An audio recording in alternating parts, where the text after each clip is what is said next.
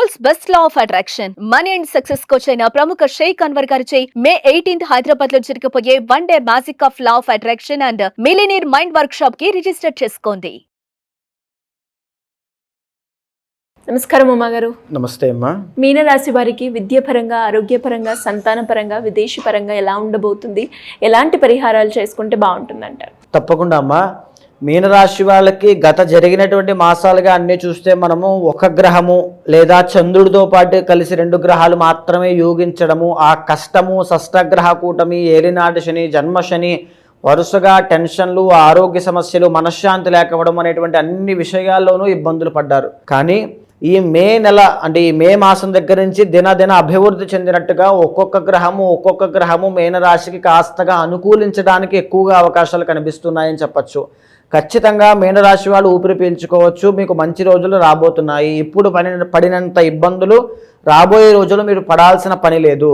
ఎందుకు అంటే ప్రధానంగా మీకు లగ్నంలో శని శుక్రుడు యొక్క సంచారం నడుస్తుంది. శని జన్మశనిలో వ్యవహారం చేస్తూ ఉంటే శుక్రుడు జన్మంలో యోగిస్తూ ఉన్నారు. కాబట్టి 2వ స్థానంలో బుధగ్రహ సంచారము 7వ తారీఖు తర్వాత అద్భుతంగా ధన ఆర్జన చాలా బాగుంటుంది. డబ్బు బాగా సంపాదించడము, ఫ్లో ఆఫ్ మనీ చాలా బాగుండడం అనేటువంటి ఖచ్చితంగా కనబడుతుంది. 3వ స్థానంలోకి రవిగ్రహ సంచారము మే 15వ తారీఖు తర్వాత వెళ్ళిన తర్వాత నెలపాటు రాజయోగం పడుతుంది. ఏ పని పట్టుకుంటే అందులో కార్యాజయము, కార్యసిద్ధి కలగడము, పనిలో సక్సెస్ చూడడము, అంటే ప్రభుత్వ సంబంధిత వ్యవహారాల్లో విజయం పొందడం కానీ, పెద్దల దగ్గర నుంచి ప్రశంసలు, మన్ననలు, అభినందనలు ఇవన్నీ కూడా రావడం అనేటువంటిది ఖచ్చితంగా కనబడుతుంది. 4వ స్థానంలోకి మే 15వ తారీఖు తర్వాత గురుగ్రహ సంచారం అంతగా యోగించకపోయినా మిశ్రమ ఫలితాలున్నా ఖచ్చితంగా మీరైతే ఏమీ ఇబ్బంది పడాల్సిన పని లేదు. గురుగ్రహానికి సంబంధించిన జప, పారాయణ, అర్చన, అభిషేక, హోమాది క్రతువులు చేయండి. దత్తాత్రేయ స్వామికి ఆరాధన చేయండి. శివుడికి ఎక్కువగా ఆరాధన చేయండి. అద్భుతమైన శుభ ఫలితాలు చూస్తారు. ప్రతినిత్యము స్ఫటికలింగానికి ఇంట్లో అభిషేకం చేయండి. ఇంకా గురుబలం పెరగడం కోసం కనకపుష్యరాగం లాంటి జెమ్ స్టోన్స్ పెట్టుకోండి. అద్భుతంగా ఉంటుంది. ఇంకా చెప్పాలి అంటే 6వ స్థానంలో కేతుగ్రహ సంచారము మే 18వ తారీఖు తర్వాత అద్భుతంగా యోగిస్తోంది. దీని మూలాన అప్పులున్న వాళ్ళకి అప్పులు, రుణ బాధల నుంచి బయటకు వస్తారు. ఆరోగ్య సమస్యల విషయంలో ఇబ్బంది పడుతున్న వాళ్ళకి అవన్నింటినీ తగ్గేటువంటి ఉపశమనం పొందేటువంటి మార్గము ఖచ్చితంగా కనబడుతోంది. శత్రు బాధ నుంచి బయటికి రావడము, నరదృష్టి నుంచి బయటికి రావడము, ఒక తేలికైనటువంటి వాతావరణము, ప్రశాంతమైన వాతావరణాన్ని చూసే అవకాశాలు ఎక్కువగా కనబడుతున్నాయని చెప్పచ్చు. అయితే ఇక మరో సైడ్ మనం చూస్తే లగ్నంలో శనేశ్వర సంచారము జన్మశనిలో వ్యవహారం చేయడం మూలన ఇక్కడ ఏమిటి అంటే జన్మస్య దేహ కష్టము అన్నట్టుగా ఆరోగ్యం అనేటువంటిది చాలా ఇబ్బంది పడడము, అధికమైన ఒత్తిడి, శ్రమ, పని పెరగడం వల్ల తిండి తినడానికి కూడా ఖాళీ లేనంతగా పనిచేస్తూ ఆరోగ్యాన్ని పక్కన పెట్టడం వల్ల స్వల్ప ఆరోగ్య భంగం అనేటువంటిది కలిగే అవకాశాలు కనబడుతున్నాయని చెప్పొచ్చు. 12వ స్థానంలో రాహుగ్రహ సంచారము నడుస్తోంది. దీని మూలాన ఏమిటి అంటే డబ్బు నష్టపోయే అవకాశాలు ఎక్కువగా ఉంటాయి. అంటే చాలా జాగ్రత్తగా డబ్బు విషయంలో ఖర్చు పెట్టండి. వ్యసనాలు, అలవాట్లు, జోదము ఇవన్నీ ఉన్న వాళ్ళైతే కంప్లీట్గా నష్టపోతారు. ఆరోగ్య సమస్యల విషయంలో ఆరోగ్యం కోసమే హాస్పిటల్కి లక్షల రూపాయలు ధారపోసే అవకాశాలు కనబడతాయి. సో డబ్బు విషయంలో చాలా జాగ్రత్త, ఆరోగ్యం పట్ల ప్రత్యేకమైన శ్రద్ధ రెండూ తీసుకోవాలి.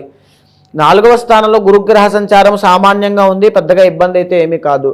5వ స్థానంలో కుజగ్రహ సంచారం మెయిన్గా చూస్తే కనుక సంతానము కోసం ప్రయత్నం చేస్తున్న వాళ్ళకి అశుభము కలిగేటువంటిది, ఇంకా కాస్త జాప్యము జరిగేటువంటిది, ఇంకా శుభవార్తలు వినడానికి సమయం ఉండేటువంటి యోగంగా చెప్పవచ్చు.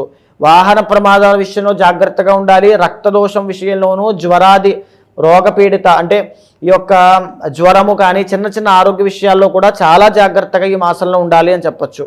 ఓవరాల్గా మీనరాశి వాళ్ళకి ఈ మాసం దగ్గర నుంచి దినదిన అభివృద్ధి చెందేటువంటి రోజులు కనబడుతున్నాయి. మనోధైర్యంతో పనిచేయండి. ఎస్పెషల్లీ ఇంట్లో ఇష్టదైవ ఆరాధన, కులదేవత ఆరాధన తప్పకుండా చేయండి. శనైశ్వర దోషం పోవడానికి హనుమాన్ చాలీసా చదవడము, వెంకటేశ్వర స్వామి యొక్క ఆరాధన చేయడము, దర్శనం చేసుకోవడము, శనికి సంబంధించిన పూజలు చేయడము, ప్రతి నిత్యము దైవనామస్మరణ చేయడం లాంటివి చేయడం వల్ల మరిన్ని శుభ ఫలితాలు ఖచ్చితంగా చూస్తారు. అంటే వీరికి ఏ రోజు బాగా కలిసి వస్తుందంట? ఇక్కడి నుంచి కూడా శుక్రవారం చాలా బాగా కలిసి వస్తుందమ్మా. ఉమాగారు, మీరు అన్నట్టుగానే ఎవరికైనా కూడా వారి యొక్క పర్సనల్ చార్ట్స్ ని చూపించుకొని వారు ఏదైతే సమస్యను ఎదుర్కొంటున్నారో దానికి తగ్గట్టుగా పరిహారం చేసుకోవాలి అంటే ఎలా మిమ్మల్ని అప్రోచ్ అయ్యే ఛాన్స్ ఉందంటారు? తప్పకుండా అమ్మా. ఇప్పుడు మనం మాట్లాడుకునేటువంటి అంశాలన్నీ కూడా గోచారానికి సంబంధించినటువంటి అంశాలండి. కానీ పర్సనల్ చార్ట్ అనేటువంటిది మీకు మాత్రమే యూనిక్గా మీ time of birth, place of birth, date of birth బట్టి నిర్ణయించబడుతుంది. దాంట్లో మీ కర్మ ఆధారంగానే మీరు సమస్యలకి గురవుతూ ఉంటారు.